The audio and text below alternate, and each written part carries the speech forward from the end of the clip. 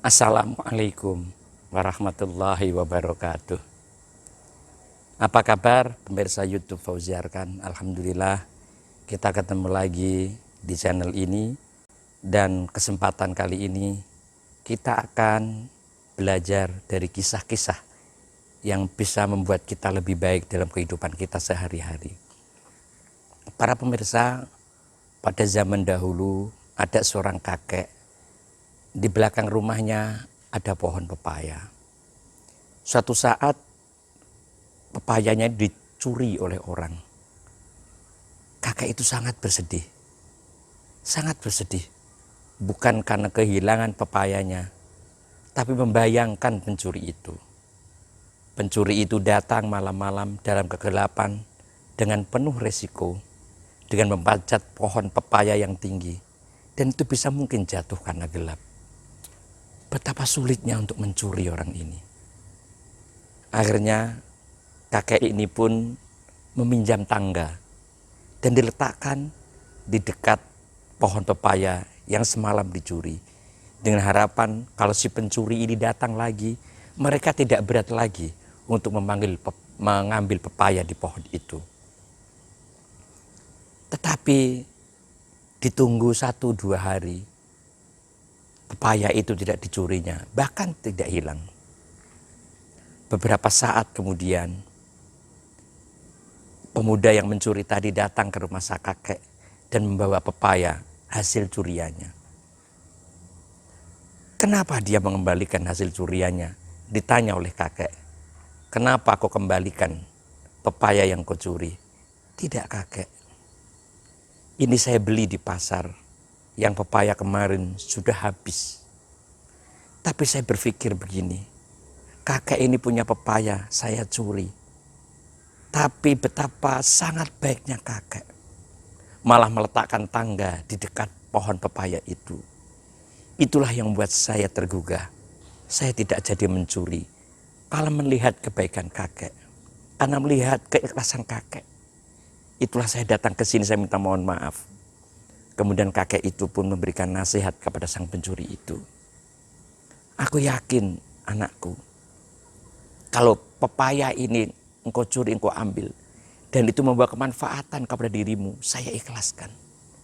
Allah pasti akan mengganti dengan pepaya yang lain, nikmat yang lebih besar dari pepaya yang kau curi itu. Menangislah pencuri itu dan bertobatlah kepada Allah Subhanahu wa Ta'ala.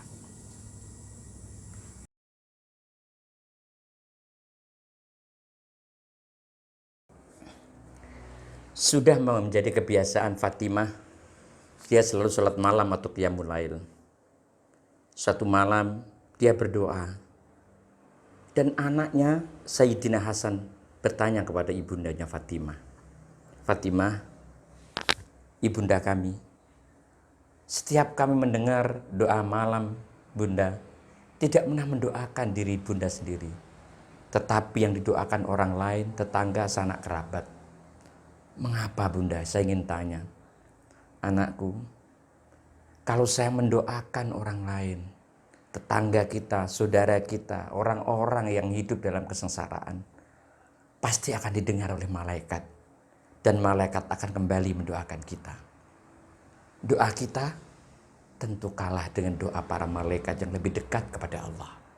Yakinlah, kalau kita selalu berbuat baik kepada orang lain, mendoakan orang lain, Allah akan menggantinya yang lebih baik melalui doa-doa para malaikat. Jadi selalu ikhlaslah dalam setiap perbuatan, baik doa maupun perilaku. Karena malaikatlah yang akan kembali mendoakan untuk kehidupan kita, anakku. Saya Haji Fauzi Arkan.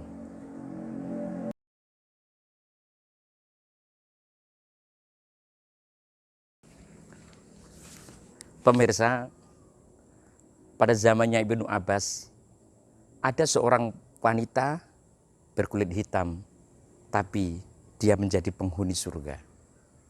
Suatu saat Ibnu Abbas mengajak sahabat mendatangi dan menemui perempuan hitam itu yang dijanjikan oleh Allah masuk surga. Perempuan itu pernah datang dan menghadap kepada Rasulullah karena suatu penyakit. Ya kalau sekarang seperti corona inilah.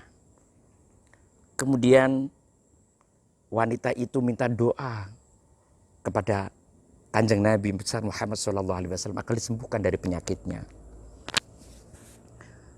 Kemudian beliau berkata begini, kalau engkau sabar, engkau akan masuk surga. Kalau kau hanya minta sembuh, ya kamu cuma sembuh aja dari penyakit kamu. Kalau sekarang hanya coronamu itu, kalau sekarang ini.